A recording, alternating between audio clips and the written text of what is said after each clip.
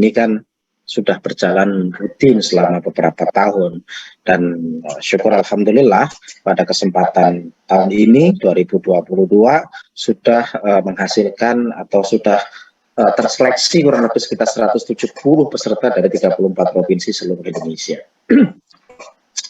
Teman-teman yang saya hormati, jadi begini, mumpung ini hari Jumat ya, saya ceritanya agak sedikit santai saja, sampai tidak usah terlalu serius, nggak usah wajahnya kelihatan, soalnya beberapa wajahnya tegang-tegang sekali gitu ya. Jadi nggak usah terlalu serius, ini mumpung hari Jumat. Jadi saya ingat, jadi katanya gitu ya, katanya salah satu ibadah yang pahalanya paling gede itu kalau kita bisa meletakkan kebahagiaan di hati orang yang sedang susah, katanya begitu. Jadi kalau ada orang yang sedang susah, nggak enak situasinya, kita letakkan kebahagiaan di dia, itu pahalanya gede. Nah, terus apa urusannya dengan pembatik?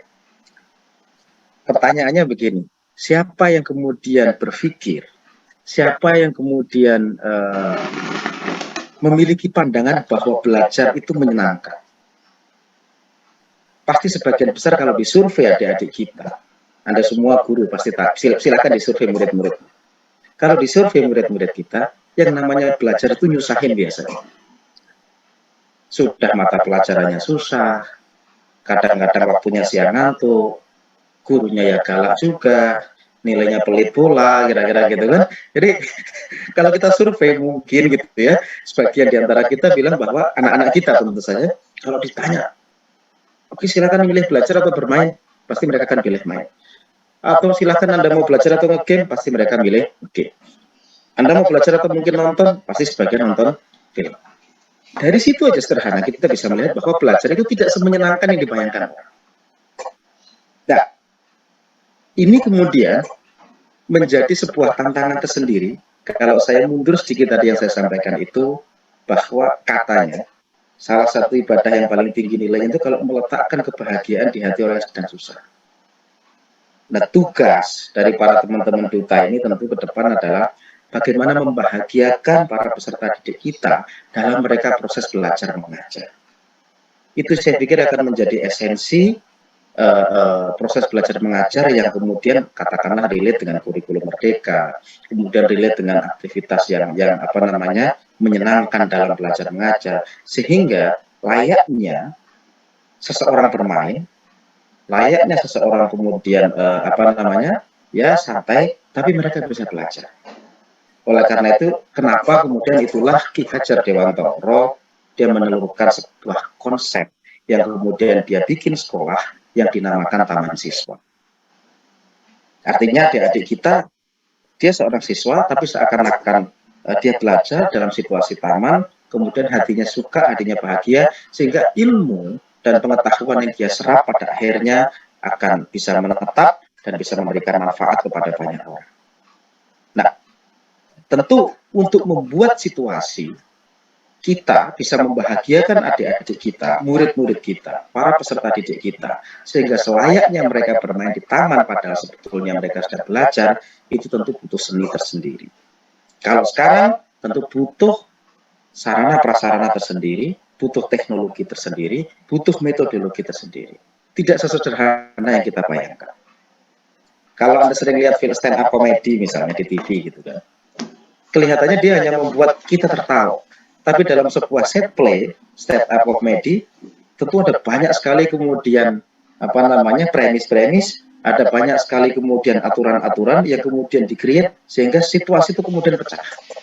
Sama juga saya pikir, kalau kita akan mendesain sebuah proses belajar mengajar yang membuat pada akhirnya adik-adik kita bahagia, murid-murid kita kemudian senang dan gembira, tentu juga akan ada premis-premis. Tentu kan akan ada situasi-situasi di mana kemudian kita masuk ke dalam ruang berpikir mereka sehingga mereka nyaman kemudian mengikuti proses belajar mengajar sebagaimana yang kita harapkan. Dan ruang adik-adik kita hari ini adalah teknologi. Ruang adik-adik kita hari ini adalah digital. Ruang adik-adik kita hari ini adalah audiovisual. Itu yang kemudian besar kemungkinan akan bisa membahagiakan mereka dalam proses mereka belajar.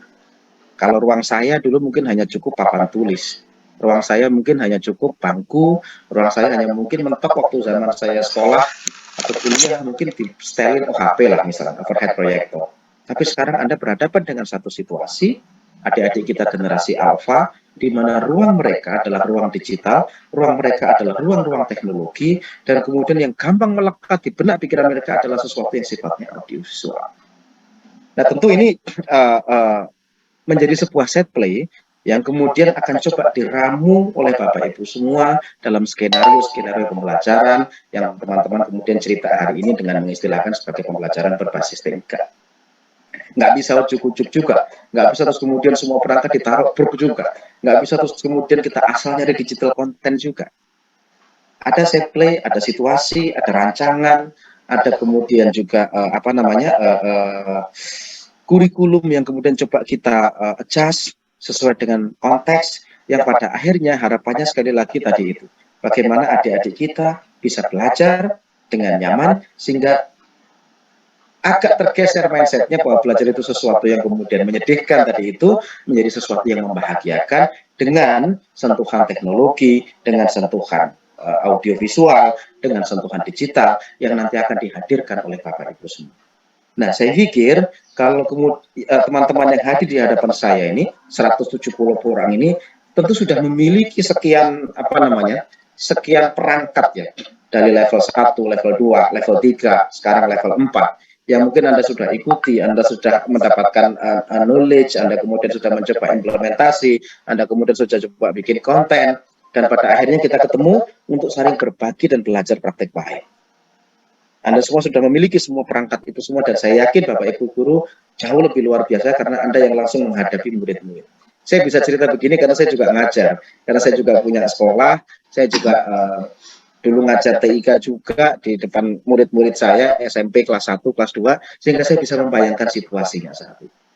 Nah, hari ini kalau nanti Bapak Ibu semua bisa meramu, bisa menjahit, bisa memformulasi, bisa menghadirkan suasana yang membahagiakan tadi dengan sentuhan teknologi digital, ke depan saya pikir kita bisa menjadi etalase yang kemudian orang akan melihat, yang kemudian orang akan membaca, oh semacam ini tuh, ternyata pembelajaran berbasis TIK yang diajarkan, yang kemudian terrelasi dengan kurikulum Merdeka hari ini yang sedang dilaksanakan, dan ujung-ujungnya apa? Peserta didik kita dalam proses belajar mengajarnya bisa jauh lebih excited, engagementnya jauh lebih meningkat, kemudian suasananya juga jauh lebih membahagiakan.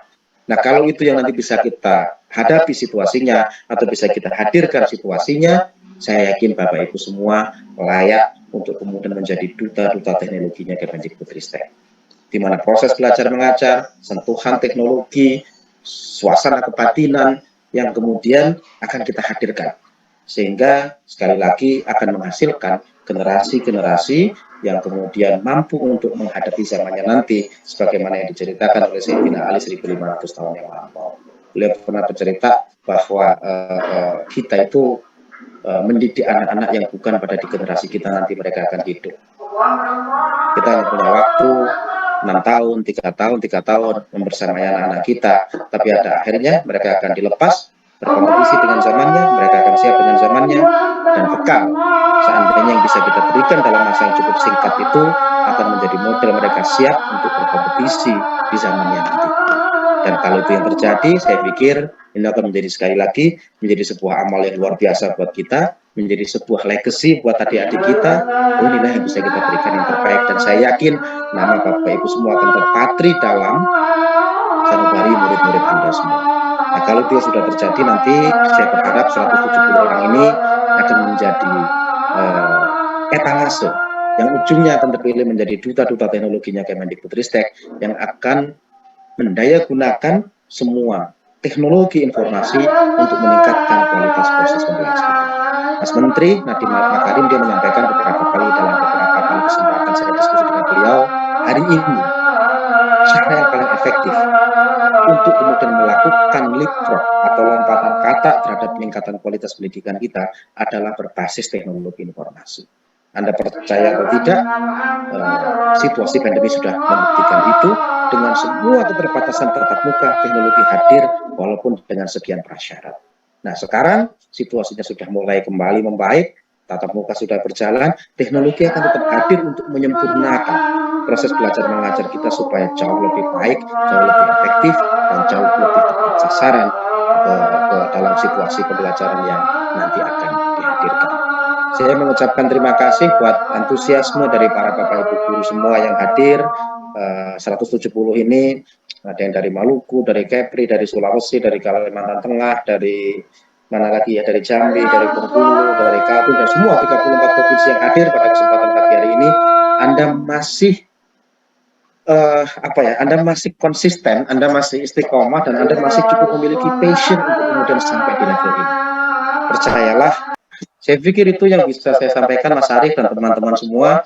Saya mengucapkan terima kasih juga buat kawan-kawan Pusdatin yang sudah mengorganize acara ini sampai di level 4. Ini fase terakhir, duta-duta teknologi yang kemungkinan nanti akan mewarnai perjalanan dunia pendidikan kita ke depan. Anda tentu sudah melihat juga banyak kiprah dari duta-duta sebelumnya, bagaimana selama pandemi mereka menghadirkan situasi proses belajar mengajar, bagaimana selama proses digitalisasi sekolah, mereka menjadi fasilitator dan artis-artis di hampir semua kabupaten kota, provinsi ya. Duta-duta sebelumnya hampir semuanya menjadi artis-artis di provinsi dan kabupaten masing-masing, tapi bukan itu yang paling penting. Yang paling penting adalah bagaimana kita bisa menginspirasi para pendidik-pendidik yang lain. Yang paling penting adalah bagaimana kita bisa memberikan manfaat yang maksimal dengan dunia teknologi yang kita hadirkan. Saya pikir itu, Mas Arief, terima kasih sekali lagi atas pertemuan kali ini. Silahkan dilanjutkan.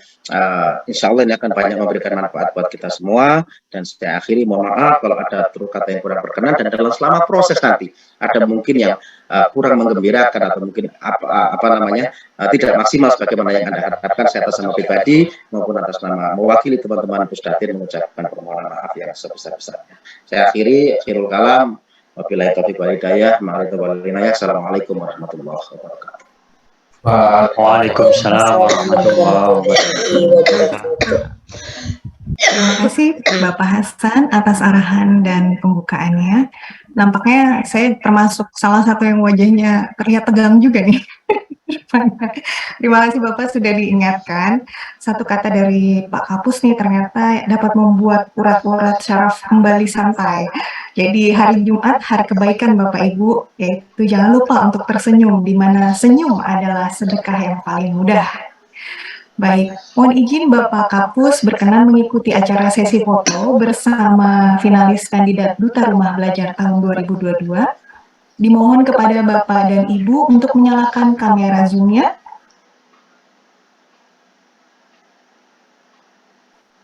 Pada hitungan ketiga, admin akan memfoto layar.